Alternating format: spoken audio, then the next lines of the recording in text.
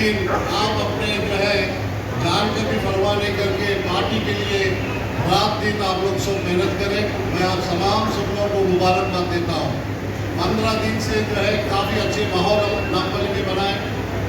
पहले हम कभी भी ऐसा नहीं था, लेकिन आज माहौल नामपल्ली में ऐसा है कि हर जगह, हर गली में, हर घर में गुलाबी का कंडवा के बारे में चर्चा होती जा रही है। क्योंकि हमारे उम्मीदवार यहाँ से सिकंदराबाद पार्लियामेंट के उम्मीदवार जो पद्माराव गौड़ साहब हैं, वो भी एक शरीफ आदमी है और जो है वो एक गरीब तबके से आए सो है और जो है खासकर एक छोटे वर्कर से आज जो है वो मुकाम पे पहुँचे।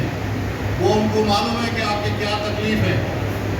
एक जो है कार्यकर्ता किस तरीके से तकलीफ होती है, उस तरीके से।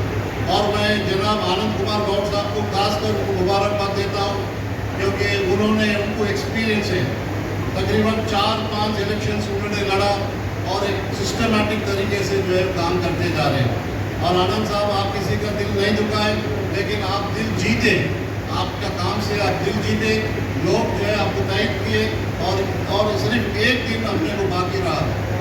आज देखें हम पूरे प्रोग्राम्स कितने भी नामपल्ली में कर रहे हैं, हर जगह जो है ये चर्चा चलते जा रही है। आज सबसे पहले 17 सीट में जो तेलंगाना में है, सबसे पहला जीतने का सीट हमारा सिकंदराबाद पार्लियामेंट उम्मीदवार जीतने वाले हैं।